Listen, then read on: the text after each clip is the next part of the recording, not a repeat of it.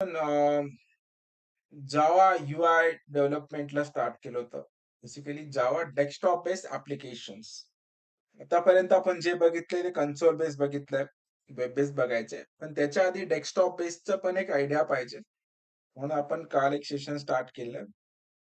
एक general idea पाहिजे. जास्त करून वापरत नाही, बट अननोन नको की एक्झॅक्टली असतं काय आणि काय टेक्नॉलॉजी वापरतात. सो बेसिकली आपण जावाच वापरतोय, याच्यावरून जीयूआय बनवतोय. जीयूआय म्हणजे लाइक ग्राफिक युजर इंटरफेस. जे युजरला दिसतं समोर, इंटरॅक्शन करता येतं, त्याच्यात काही बटन क्लिक असतात, काही इनपुट द्यायचे असतात. त्या टाइपचा जीयूआय आपल्याला बनवायचा. मग याच्यासाठी जावाने built in classes and libraries provide करून दिलेले आहेत. सगळ्यात सुरुवातीला ॲपलेट म्हणून पार्ट होतं. ते वापरायचे. पण त्याच्यात जास्त काही करता आलं नाही म्हणून AWT आलं. AWT पेक्षा एक ॲडव्हान्स आता आलाय, तो म्हणजे स्विंग आलाय. आता जे आपण केलं काल ते स्विंग यूज करूनच केलंय.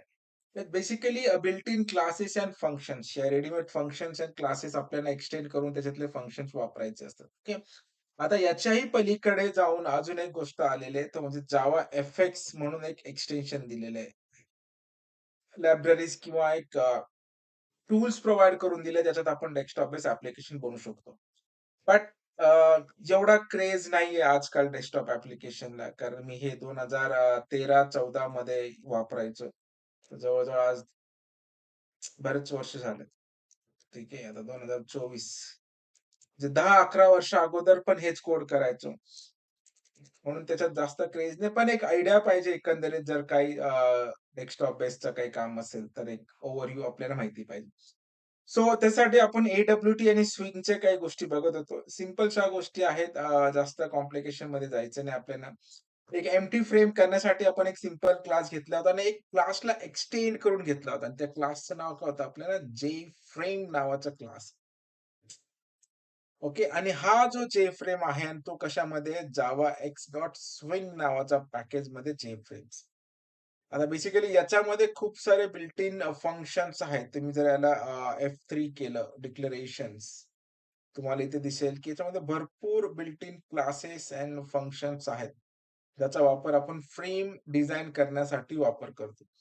तर एवढा कोड तुम्हाला टाइप करायचा नाहीये, कारण Java already rich set of built in classes and functions आहेत. आपल्याला फक्त त्या क्लासचा वापर करायचा आहे मात्र. ठीक आहे. सो तो आपण करणार आहे. तर आपण इनिशियली काय केलं, त्या जावाला त्या क्लासला एक्सटेंड करून टाकलं. मग याला एक्सटेंड केल्यामुळे आपण त्या क्लासला काय करतोय आता, इनहेरिट करतो आहे. आणि जेव्हा पण आपण इनहेरिट करतो, म्हणजे त्या क्लासमधले सगळे फंक्शन्स आपल्याला ॲक्सेस करता येतात. ओके. मग इथे बघा, आपण काय केलं, नंतर कन्स्ट्रक्टर बनवला होता. सेट साइज नावाचा फंक्शन फ्रेमची साइज डिसाईड करतो. पहिला आहे तुमचा X, दुसरा आहे तुमचा Y. सेट लेआउट नल ठेवलाय. नलचा याचा अर्थ की आपल्याला कुठलंही बिल्ट इन लेआउट आपण वापरत नाहीये. ना ग्रिड आहे, ना ॲब्सोल्यूट आहे. असे बरेच टाइपचे लेआउट्स आहेत, टेबल लेआउट्स वगैरे. इनिशियली नल ठेवलं. हे टायटल, एक फ्रेमला टायटल येतं आणि बाय डिफॉल्ट सगळे फ्रेम हिडन फॉर्मॅटमध्ये असतात. म्हणून त्याला व्हिजिबिलिटी त्याची ट्रू करून द्यावं लागते आपल्याला. आपण ट्रू सुद्धा इथे केलेली आहे. प्लस त्या कन्स्ट्रक्टरला इथे कॉल केलं. तर ह्या 4 लाईनी आणि ह्या फ्रेमला एक्सटेंड केल्यामुळे आपल्याला एक एम्प्टी फ्रेम इथे तयार होऊन भेटतो आणि इथे बघितलं तुम्ही, तर आपला फ्रेम हा तयार आहे बघा. First prior.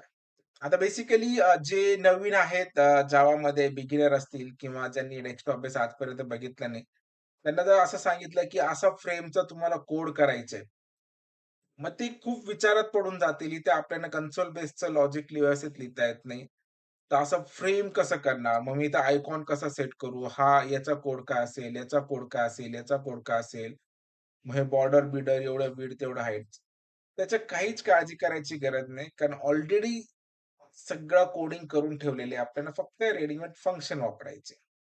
या क्लासला एक्सटेंड करा, साइझचा फंक्शन वापरा, जेवढा साइझचा पाहिजे तेवढा फ्रेम्स. टायटल देऊन टाका, टायटल आणि व्हिजिबल ट्रू करून टाका. बाकी सगळं क्रम हा जे-फ्रेम करून घेतो. सिंपल से. तर हा एम्प्टी फ्रेम प्रत्येक गोष्टीसाठी लागणार आहे. पुढे जाऊन तुम्ही कुठल्याही याच्यावर कंट्रोलर ॲड करा. This empty frame is required. Okay. त्याच्यानंतर आपण एक सिंपल बटन कसे ॲड करायचे हा एक फंक्शन बघितला होता. म्हणजे कंट्रोलर बघितले होते.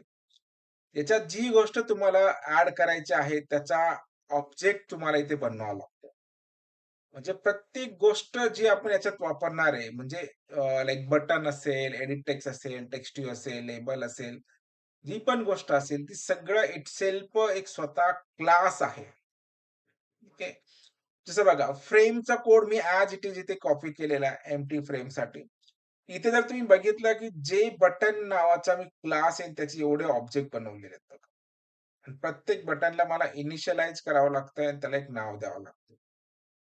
त्यामुळे तो क्लास सारखाच वर्क होतो. आता त्या क्लासमध्ये स्वतःचे काही फंक्शन्स आहेत. इथे तुम्ही जर F3 केलं, तर जे बटनचे स्वतःचे काही फंक्शन्स आहेत. हे बघा इथे त्याचे फंक्शन्स तुम्हाला बघायला भेटतील, जे बटनचे. त्याला डेटा सेट करू शकतो, एवढे पॅरामीटर पास करू शकतो. हे सगळे बटनचे बिल्ट इन फंक्शन्स आहेत. दिसतंय? हे बघा. ऑलरेडी बनवून ठेवलेले आहेत. आपल्याला फक्त त्याचा वापर करायचा. मग ह्या बटनला आता ही एक लाईन सगळ्यात इथे गरजेचं आहे. Set bounds. बाउंड्स म्हणजे कुठल्या पोझिशनला तो बटन ॲड झाला पाहिजे. आणि हे 4 पॅरामीटर म्हणजे पहिला असतो आपला एक्स, दुसरा असतो वाय, तिसरा असतो विड्थ आणि चौथा असतो तुमचा हाईट. म्हणजे हा एक्स 10 सोडेल, वाय 10 सोडेल आणि हाईट त्याची विड्थ 100 आणि हाईट 40. या वेळेने आपण 4 बटन ॲड केलेले आहेत तिथे जर तुम्ही बघितलं. सिंपलचं बघा ॲड. ह्या ॲड B1 केला म्हणजे तो फ्रेममध्ये त्या ॲड होऊन जातो. जसं आपण काल 5 बटन ॲड केले होते वेगवेगळ्या पोझिशनला. आपल्याला ते लक्षात आलं होतं, की कुठल्या गोष्टीला कुठे ॲड करण्यासाठी कुठला एक्स आणि कुठला वाय वाढवायचा आणि कशा वेळेने वाढवायचं. ठीक आहे. जर इकडून स्पेस पाहिजे असेल तर आपल्याला एक्स वाढवावा लागतो. वरतून पाहिजे असेल तर वाय वाढवावा लागतो. आणि सेंटर पाहिजे असेल तर एक्स पण वाढवायचं आणि वाय पण वाढवायचं. ठीक आहे. मग ह्या अकॉर्डिंगली तुम्हाला ज्या पोझिशनला बटन पाहिजे, त्या पोझिशनला तुम्ही बटन इथे ॲड करू शकता. सिंपल. याने एक स्टॅटिक UI इथे तयार होते. पण याच्यावर जर आपल्याला काही ॲक्शन वगैरे घ्यायचं असेल, तर तेव्हा मात्र आपल्याला एक इंटरफेसचा वापर करावा लागतो आणि तो इंटरफेस म्हणजे आपला ॲक्शन लिस्टनर आहे. इथे मी काय करतो, इम्प्लिमेंट ॲक्शन लिस्टनर. इथे जर मी इम्प्लिमेंट ॲक्शन लिस्टनर केल्यानंतर आपल्याला माहिती आहे इंटरफेसमध्ये जेवढे मेथड असेल कंपल्सरी ओव्हरराईड करावे लागते. जेव्हा पण तुम्ही इम्प्लिमेंट्स ॲक्शन लिस्टनर करणार, तर एक मेथड ओव्हरराईड होते ती म्हणजे ऑन ॲक्शन परफॉर्म्ड नावाची एक मेथड ओव्हरराईड होते. खाली बघा. ही एक मेथड असते. ॲक्शन परफॉर्म नावाची मेथड एक्झिक्यूट होते. ओके. मग इथे जो कोड लिहू, तो त्या कुठल्याही इव्हेंटला आपल्याला तो एक्झिक्यूट करता येतो. मग ज्या बटनच्या क्लिकला तुम्हाला तो ॲक्शन घ्यायचा आहे, तिथे तुम्हाला एक इव्हेंट ॲड करायचा आहे, तो म्हणजे ॲड ॲक्शन लिस्टनर धिस. म्हणजे ह्या बटनला क्लिक केल्यानंतर तुम्हाला काय करायचं आहे, हा कोड करायचा. येस. ओके. हा एक मेसेज डायलॉग मी शो केला होता पॅनलमध्ये, की हॅलो वेलकम टू जावा म्हणून. की राइट क्लिक करा. पहिल्या बटनच्याच क्लिक इव्हेंटला मी केलेला. आता मी याला क्लिक करतो काय होणार नाही, याला क्लिक करा काय होणार नाही. Nothing, nothing. पण जसं पहिल्या बटनला क्लिक करू, तर आपण ॲड ॲक्शन लिस्टनर फक्त पहिल्या बटनला ॲड केलंय बघा. इथे ॲड केल्यानंतर काय झालं, हॅलो वेलकम टू जावा. तर बेसिकली बघायला गेल्यानंतर इथे मी हॅलो 1 करायला पाहिजे होतं. कारण पहिल्या बटनला आपण क्लिक करतोय इथे. हॅलो 1. म्हणजे कळेल ना कुठल्या बटनला क्लिक करतोय. म्हणजे सिंपल हॅलो 1. ओके. इथे मी क्लिक केलं, काहीच झालं नाही. कारण तिथे आपण जे केलंय, ते ॲक्शन लिस्टनर इथे ॲड नाही केलंय बघा दिस. तुम्हाला जर तिकडे जर ॲक्शन घ्यायचं असेल, तर तुम्ही इथे काय ॲड करणार? Add action listener this. B2 करून घ्या फक्त इथे. म्हणजे बटन 2 ला जरी क्लिक केलं, तरी तुम्हाला तो ॲक्शन भेटेल. 3 ला जरी क्लिक केलं, तरी तुम्हाला तो ॲक्शन भेटणार आहे. सिंपल. पण आता इथे प्रॉब्लेम असा होतो, इव्हन मी इथे पण करतो. इथे पण B4 करा. इथे मी करतो B5. सिंपलचा पार्ट आहे. आता प्रत्येक बटनला मी ॲक्शन घेतोय. पण याने होणार काय माहिती का? याने होणार असं, जे फ्रेमने लागत ते क्लोज करतो मी.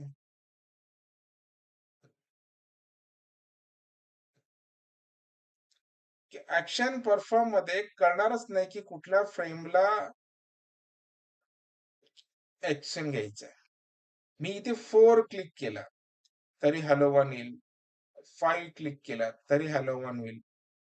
आणि इथे जरी क्लिक केला, तरी हॅलो 1 होणार आणि 1 ला जरी क्लिक केला, तरी हॅलो 1 होणार. पण आपल्याला असं नकोय. ज्या बटनला मी क्लिक केलं आहे, ओके, त्या बटनचं ॲक्शन मला दिसलं पाहिजे. मग हे कळणार कधी तुम्हाला? कशावरून कळेल, की तुम्ही कुठल्या बटनला क्लिक केलंय? ओके. त्याच्यासाठी एक मेथड आहे. मेथड गेट सोर्स आहे की गेट ॲक्शन आहे ते बघावं लागेल. पण एक मेथड अशी आहे, इथे हा नॉर्मल आहे. जेव्हा पण कुठे पण ॲक्शन होईल, तेव्हा हा इव्हेंट होतो. पण इथे आपण इफ एल्स लावू शकतो. If okay. E dot get source आहे की गेट क्लास आहे माहित नाही. गेट गेट सोर्स आहे. की if e dot get source equal to काय असेल? 1 असेल, तर तुम्हाला काय घ्यायचं आहे? हॅलो 1 एल्स करायचे. ओके. तर टेम्पररी टेस्टिंगसाठी मी हे टाकतोय. जर 1 ला क्लिक केलं तर 1 शो कर आणि बाकी जर मी क्लिक केला, तर इथे सध्या आता मी ऑथर करतो किंवा ऑल करतो. म्हणजे अंडरस्टँडिंगसाठी वर्क होतंय की नाही. इथे काय येतंय? ऑल आलं बघा. ठीक आहे. इथे पण ऑल येईल. इथे पण ऑल येईल. पण जेव्हा मी 1 ला क्लिक करेल, तेव्हा मात्र 1 आलं पाहिजे. नाही. मग चुकतं जे आहे, तर तो कंपॅरिझन चुकत असे आपल्याला. Get source equal to 1. Okay, ठीक आहे. हे कंपेअर नाही होत आहे. कंपेअर होण्यासाठी आपल्याला तो एक वेगळी मेथड वापरावी लागेल. स्पेलिंग 1च आहे ना, O-N-E 1च आहे. तर इथे इक्वल टू असं कंपॅरिझन बेसिकली नंबरचं करतात. स्ट्रिंगचं करायचं असेल तर डॉट इक्वल्स नावाची मेथड आहे आणि त्याच्यामध्ये आपण करून घेऊ. ठीक आहे. चला बघून घेऊ परत. रिफ्रेश झालं. ऑलच येतं अजून पण, म्हणजे याची व्हॅल्यू जी आहे E dot get source dot equal to this. ठीक आहे. 1 मिनिटासाठी बघून घेतो मी काय वापरलेलं आहे ते. लक्षात येऊन जाईल. दिस स्टुडंट डॉट दिस. इथे कारण खूप सारे कंट्रोलर वापरले होते आणि खाली कंपेअर आपण केलेलं आहे. हो, तर बेसिकली आपण डबल कोट टाकतोय. डबल कोट टाकायची गरज नाही. सिम्पली तुम्हाला काय करायचं आहे, E dot get source equal टूच टाकायचं आहे, पण डायरेक्टली बटनचं नाव देऊन टाकायचं. Gate source equal to B1 असेल तर का झालेला? एक एक्स्ट्रा ब्रॅकेट आहे. May be. आलं? जर बटन 1 ला जर क्लिक केलं असेल, तर तुम्ही हॅलो 1 करा ऑर एल्स तुम्ही आता ऑल करू शकता. आता होऊन जाईल मे बी. आला 1. ठीक आहे. तर हा कुठल्या ॲक्शनला क्लिक केलंय तुम्ही त्याने इथे कंपेअर होऊन जातं. बटन 1 ला क्लिक केलं तर हॅलो 1 करा आणि बाकी याला तर आपल्याला ऑल टाकलेलं आहे. यावेळी तुम्ही काय करू शकता? एल्सिफ तुमचं चालू राहू देऊ शकता. म्हणजे ज्याला क्लिक केलं त्याचं. If A equal to B1 असेल, ई डॉट गेट सोर्स तर हा, जर B2 असेल तर वेगळा. इफ पासून कॉपी करायला पाहिजे होतं. एल्स इफ B2 असेल तर 2 करा. मग असे एल्सिफ लेडर तुम्ही लिहू शकता इथे भरपूर सारे. ठीक आहे. हा जो पार्ट कॉपी करा. 2 असेल तर 3 असेल तर 4 असेल तर, आणि apart from this is what 5. ELSE else this is 5. इथे करा FIVE5, इथे करा FIVE5, FOUR 4. ते 3. म्हणजे ज्या बटनला क्लिक करेल त्या बटनचा इथे काय झालं पाहिजे THRW3. हां, इथे पण B2 इथे आहे तुमचं B3 इथे आहे तुमचं B4 and apart from this is B5. Fine. चला रन करायला 1 ला क्लिक करा. 1 आला फाईन. 2 को 2 आया. 4 को 4. 5 ला 5. सॉरी 3 ला 3 आहे आणि 5 ला मात्र आपण apart from this that is 5. की म्हणजे बटन पण ऍड करू शकतो, कुठल्याही पोझिशनला ऍड करू शकतो आणि त्याच्यावर ऍक्शन घेता येतं. नुसतं ऍक्शन एका ठिकाणी नाही, तर तुम्ही पाहिजे त्या पोझिशनला जाऊन वेगवेगळ्या बटनला वेगवेगळे ऍक्शन लावू शकतात आणि इथे पाहिजे तो फंक्शन वगैरे म्हणून तुम्ही इथे कोड करू शकता. ठीक आहे. हा एक सिंपलचा पार्ट आपण केला फक्त क्लिक इव्हेंट आणि एक अलर्ट मेसेज. इथे तुम्हाला पाहिजे तो कोड करता येतो. तुमचं लॉजिकल असेल, तुमचं एपीआय कॉलिंग असेल, तुमचं डेटा कनेक्टिव्हिटी असेल किंवा एसक्यूएल क्वेरी लिहायचं असेल, तर प्रत्येक गोष्ट तुम्ही ॲक्शन परफॉर्मर करू शकतात. तेव्हाच ती गोष्ट प्रॉपर एक्झिक्यूट होते. ठीक आहे. तर हे लक्षात आलंय. सिंपल आपण बटन ॲड केले होते आणि त्याच्यावर एक ॲक्शन पण आपण घेतलेला आहे. समजलं केवढं? एम्प्टी हो फ्रेमचं, सर. बटनचं आणि याचं. ठीक आहे. तर आता आपण फक्त काय करतोय बटन ऍड करतोय आणि एक अलर्ट किंवा कन्सोलला प्रिंट करतोय. आता ऍक्च्युअल आपल्याला युजरकडून इनपुट घ्यायचंय. ठीक आहे. तर एक छोटंसं फॉर्म आपण क्रिएट करू. त्याच्यातून 2 नंबर आपण इनपुट घेऊया आणि 1-2 बटन ऍड करू. ठीक आहे. चलो. तर आता मी फ्रेम बनवायला ऍक्च्युअल जास्त वेळ वाया घालवत नाही. तर इथे मी एक छोटासा प्रोग्राम करायचा ट्राय करतो. add.php म्हणून. ॲडिशन आपण करूया. Class like add okay. Main class simple. Okay. आणि सगळ्यात अगोदर आपण काय करणार आहे इथे एक्सटेंड करणार आहे EXTENDS x tends JFrame FRAME.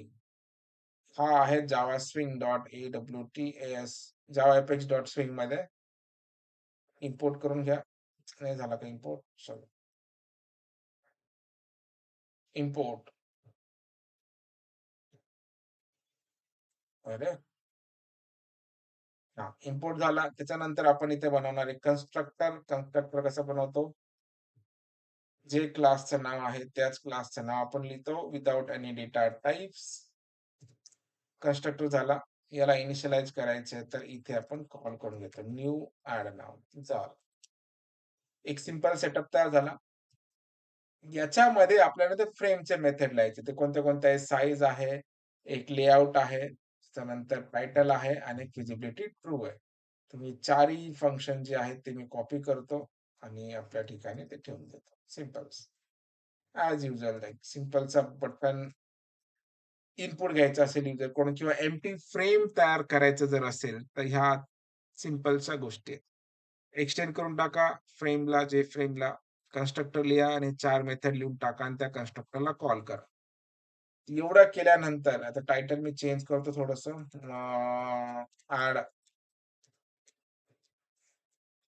Add frame FRAME. चला रन करून बघू. Run as Java applications. तर हा पेज इथे रन होऊन जाईल. हे बघा ॲड फ्रेम नावाचं झालेलं आहे. तर ॲड फ्रेम्स. ओके. आता याच्यामध्ये मला 2 इनपुट घ्यायचे आणि 1 बटन घ्यायचे. जसं की जे बटनने काय झालं होतं आपल्याला बटन भेटला होता. ठीक आहे. पण आता आपल्याला युजरकडून इनपुट घ्यायचंय. मग त्या इनपुटसाठी आपल्याला एक वेगळा ऑप्शन आहे. त्याला जे टेक्स्ट फील्ड म्हणतात. इथे मी वापर करून घेतो. जे text field TEXTFIELD. Spelling check करून घ्या. कॅमल केसचं आहे त्याच्यामुळे थोडंसं मिस्टेक होऊ शकते. जे टेक्स्ट फील्ड जे capital T capital EXT text परत फील्डचा EFE हा बरोबर आहे. इथे इम्पोर्ट करायला आलं म्हणजे ते बरोबर असेल. ठीक आहे. जसं आपण बटन बनवलं होतं त्याच वेळेस जे टेक्स्ट फील्ड म्हणजे जिथे तुम्ही फॉर्म फिलअप करण्यासाठी लागणारा इनपुट. मी num1 करतो आणि num2 करतो इथे. सिंपलचा पार्ट आहे. खतम. ओके. आता यांना काय करावं लागेल? इनिशियलाइज करावं लागेल आणि ते जे सेट बॉन्ड्सचा मेथड जो आहे, ते बॉन्ड्स आपल्याला इथे लिहावं लागतं. ठीक आहे. आणि त्याची कोडिंग कुठे करतो आपण? कुठे करणार आहे? फिजिबिलिटीच्या आधी. सगळंच फिजिबल करायचंय ना.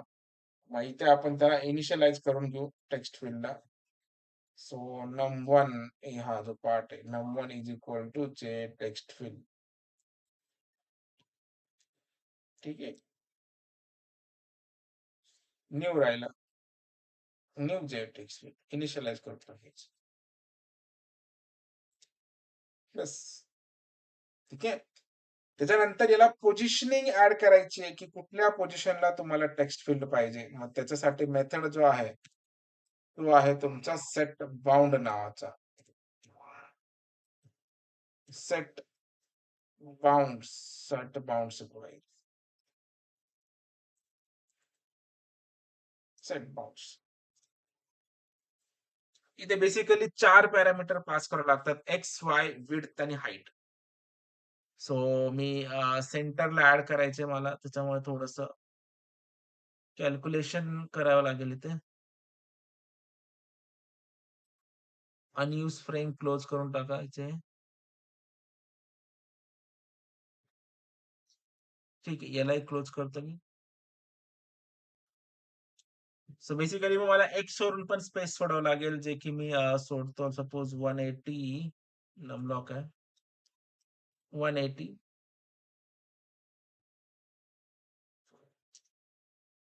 इन्सर्ट प्रिंट झालेलं.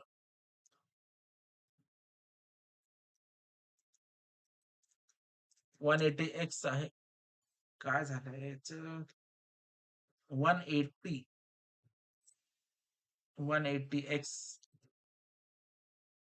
वाय वरतून सोडायचं आहे, नक्कीच. नम ब्लॉक झालेला आहे. नम ब्लॉक.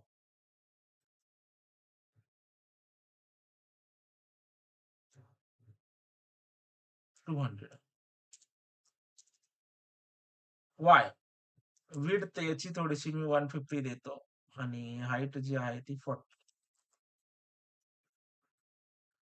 एक एडिट टेक्स्ट बनेल ज्याच्यात आपल्याला इनपुट बघता येतात. अरे अजून ऍड नाही केलं याला, कारण याला ऍड पण करावं लागेल. ठीक आहे. फक्त असं हे करून चालत नाही, त्याला ऍड करावं लागतं. ऍड ऍड ऑफ नम1. आता झालं. हे ऍड केलेलं आहे, याला रन करून बघा. आता एखाद्या पर्टिक्युलर पोझिशनला ती एडिट टेक्स्ट आलेली असेल. हे बघा इथे. पण एवढ्या सेंटरला पण सध्या गरज नाही. थोडं वरतीच ठेवू शकतो आपण आणि थोडंसं एक्स पण कमी करून घेऊ. सो मी इथे 130 करतो आणि इथे 120 करून टाकतो. ठीक आहे. आणि हाईट ती खूपच मोठी होते. 30.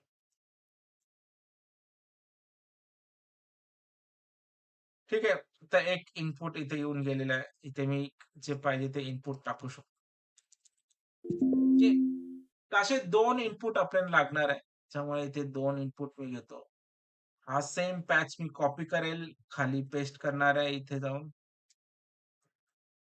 इथे num2 साठी काम करेल. num2 चल 2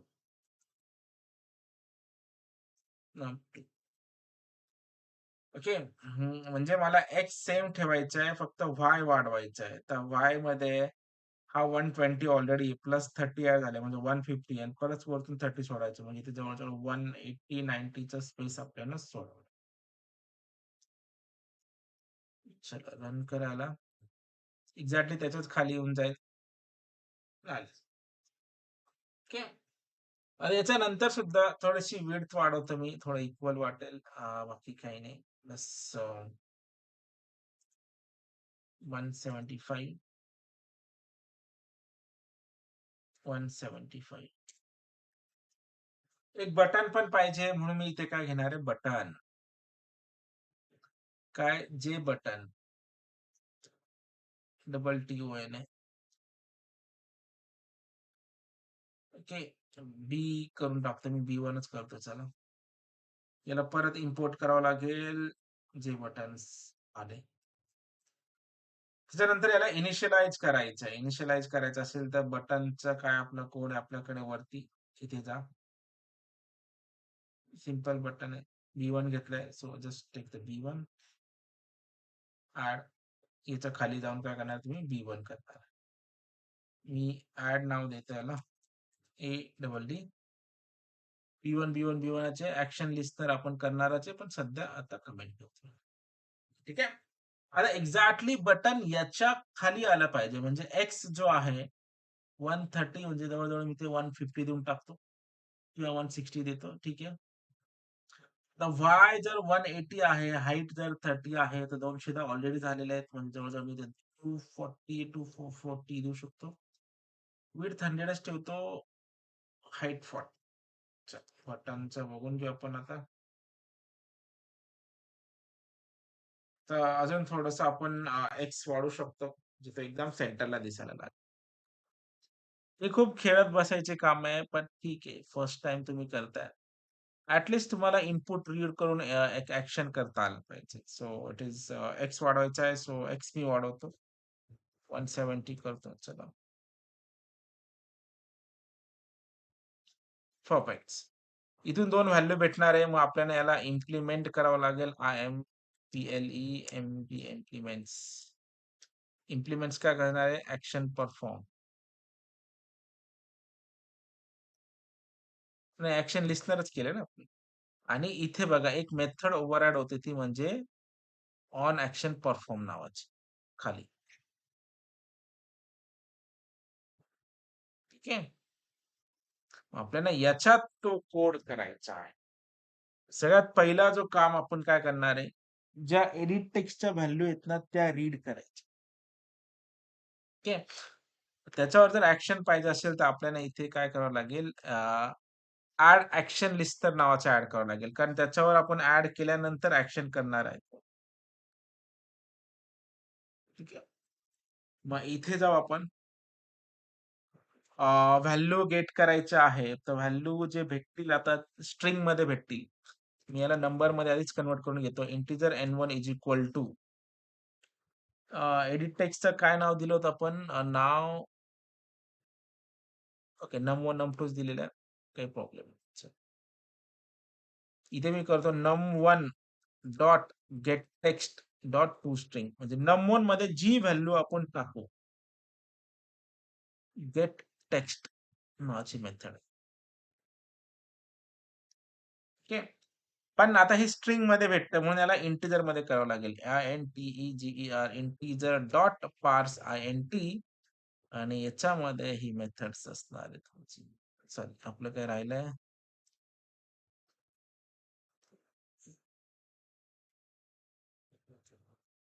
इंटिजर डॉट पार्स INT ना डॉट PARSE पार्स INT. ठीक आहे. हे काढून टाका. दिस आणि ते शेवटी इन ब्रॅकेट्स. म्हणजे num1 मधली व्हॅल्यू ॲज अ स्ट्रिंग मध्ये रीड होईल, पण ती कन्व्हर्ट होईल कशामध्ये? इंटिजर मध्ये. So in similar manner button 2 साठी पण करा. म्हणजे num2 साठी पण करा. num2 पण. मी इथे काय करणार आहे मी num2 इथे आपण n2 करू. ओके. आता यांचं ऍडिशन करायचंय. सो इथे इंटिजर आन्सर. आतापर्यंत आपल्याला स्कॅनर क्लास कडून व्हॅल्यू भेटत होत्या. ठीक आहे. आता कुठून भेटता येते? डेस्कटॉप. हे ऍडिशन सध्या पुरतं आपण अलर्ट मध्ये किंवा कन्सोलला प्रिंट करू शकतो. नंतर पाहिले तर एक लेबल वगैरे घेऊन त्या लेबलला सुद्धा सेट करता येईल. चला एक व्हेरिफाय करून घेऊ ऍडिशन होत आहे की नाही. जस्ट कॉपी करायला इथे जायचं आहे. Just panel this addition sum equal to sum is equal to करू प्लस एन एस. फाईन. चला रन करून बघू आपण. राईट क्लिक करा. Run as Java applications. 2 input आपल्याला बघायला भेटता येते. जिथे करून मी टाकतो 22 त्याच्यानंतर टॅप केला 28 टॅप केला. आन्सर भेटला पाहिजे 50. Sum is equal to 50. Simple. भेटलं? झालं. तर एवढं काम ॲटलीस्ट डेस्कटॉपमध्ये करता आलं पाहिजे. युजरकडून इनपुट घेता आला पाहिजे. मग इथे पाहिजे ते लॉजिक तुम्ही इथे लिहू शकता. इथे लॉजिक लिहू शकता म्हणजे तुम्ही इथं अख्खाच्या अख्खा JDBCचा कोड करू शकता. काहीच प्रॉब्लेम नाही. ॲज इट इज काहीच एक्स्ट्रा करायची गरज नाहीये. सिंपल जे फॉर्म लागतात तेवढे फील्ड इथे बनवून घ्यायचे आणि सगळे व्हॅल्यू इथे कलेक्ट करायचे आणि इथे कनेक्शनचा कोड करून इन्सर्ट करायचा. एक सॅम्पल तुम्हाला दाखवून देतो मी कसं करायचं ते. जे मी केलेलं आहे म्हणून दाखवतो. सपोज इथे हे बघा AWT स्ट्रिंग. थोडंसं इथं फ्रेम बनवलेलं आहे मी, पण बाकी एक्स्ट्राचं काही नाही. ॲक्शन परफॉर्म सेव्ह बटनला क्लिक केल्यानंतर ट्राय कॅच ब्लॉक लिहिलाय मी. जे व्हॅल्यू पाहिजे तुम्ही सगळे व्हॅल्यू इथे मी गेट करून घेतल्या एका व्हेरिएबलमध्ये आणि आपलं ॲज इट इज काय केलं आपण कनेक्शनचं string, this connection okay, drivers okay. Insert, update, delete सगळ्या क्वेरी आपण करून बघितलेल्या आहे. फक्त इथे आपण व्हॅल्यू इन्सर्ट करताना हार्ड कोडेड किंवा कन्सोल मधले व्हॅल्यू टाकत होतो. ते व्हॅल्यू तुम्ही कुठून भेटतील आता? याच्यातून भेटतील. कशातून? GUI मधून किंवा डेस्कटॉप बेस.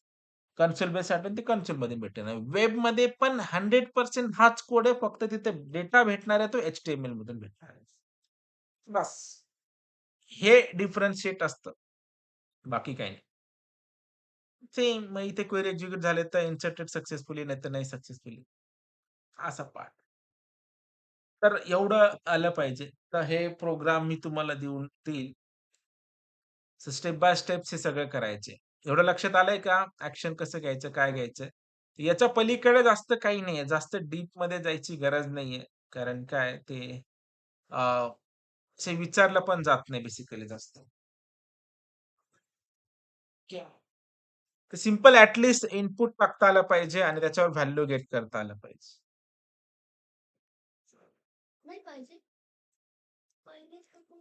सो हे सम लक्षात आलंय का एवढं? काय हो केलंय? सर. हे एकदा हो सर. करून बघा. हे तुम्हाला डेस्कटॉप बेस ॲप्लिकेशनचे एवढं नॉलेज पाहिजे. म्हणजे तुम्ही एखादं मायक्रो ॲप्लिकेशन पुढे जाऊन कॉलेजमध्ये वगैरे काही करायचं असेल, तर इमिडिएट बेसिसवर तुम्हाला ना तुमच्याकडे इंटरनेट आहे, ना तुमच्याकडे मोठा सेटअप आहे किंवा ऑनलाईन काही गोष्टी आहे. सिंपल ऑफलाईनचं ऑफलाईन काही ॲप्लिकेशन करून दाखवायचं असेल, तर हे सगळ्यात बेस्ट होऊन जातं. ठीक आहे. म्हणजे जुने हॉटेलचे सॉफ्टवेअर वगैरे जे बनायचे ना, ते याच्यातच बनायचे. पण आता सगळे cloud base, app base, API base झाल्यामुळे आता याच्यात जास्त कोणी रस घेत नाही. सगळ्यांना डेटा म्हणजे इन हँड पाहिजे. म्हणजे कुठेही फिरत असेल तर तुम्हाला तो डेटा दिसला पाहिजे वगैरे, वगैरे. पण तेही करतायत. आणि याच्यात असं नाही की तुम्ही हे जर मी म्हणतोय की विथआऊट इंटरनेट वगैरे तुम्ही करत असाल. पण याच्यात एक एडवांटेज पार्ट असा आहे आपल्याला, हा डेटा आपण डायरेक्टली ऑनलाईन सुद्धा स्टोअर करू शकतो. फक्त चेंज काय होईल, इथे जे तुम्ही लोकल होस्ट करता आहे, लोकल होस्टच्या ठिकाणी तुमचं स्टॅटिक आयपी किंवा डोमेनचं नाव असेल. म्हणजे हा डेटा डायरेक्ट तुमच्या क्लाउड डेटाबेसला स्टोअर होईल आणि तिथून तुम्हाला पाहिजे तिथे ॲक्सेस करता येईल. ओके. तर फ्रेममध्ये एवढं तरी नॉलेज तुम्हाला पाहिजे आणि तुम्ही एखादा फ्रेम दाखवतो मी. जर जास्त डिझाइन करायला गेले तर अजून अशी डिझाइन बनते. हे तर खूप सिंपल डिझाइन आहे, पण याच्यापेक्षा खूप व्यवस्थित बनवा. लेआउट वगैरे, इनपुट वगैरे, बटन्स वगैरे बनवता येतात वेगवेगळे. होम पेज वगैरे बनवता येतात. आता माझा प्रोजेक्ट नाहीये 3rd इयरचा माझा, नाहीतर तुम्हाला तो दाखवला असता. सेटअप करायला वेळ लागेल, पण खूप चांगल्या लेव्हलचं डिझायनिंग वगैरे आम्हाला करता येतं. पण तो आता सगळा पार्ट डिप्रिकेटेड आहे. Like no one is mostly using. त्याच्यामुळे त्याच्यात वेळ घालवायची गरज नाही. त्यांना प्रायमरली फोकस करायचा आहे वेब बेस्ड ॲप्लिकेशनला. पण जसं मी बोललो होतो डेस्कटॉपचं तुम्हाला एक आयडिया देऊन टाकेल, जेणेकरून तुम्हाला काम करता येईल. ठीक आहे. तर हे प्रोग्राम तुम्हाला देऊन टाकतो मी हे सगळे. तुम्ही ते सगळे ट्राय करून बघा घरी. ठीक आहे. एवढं आलं पाहिजे. नंतर आपण वेबला आपण स्टार्ट करू. उद्या मी वेबचा पूर्ण रोड मॅप सांगेल काय असणार आहे, कसं असणार आहे आणि स्टेप बाय स्टेप आपण करू. ठीक आहे. एक आयडिया येऊन गेली डेस्कटॉप बेस ॲप्लिकेशनची. जास्त काही कॉम्प्लिकेटेड नाहीये.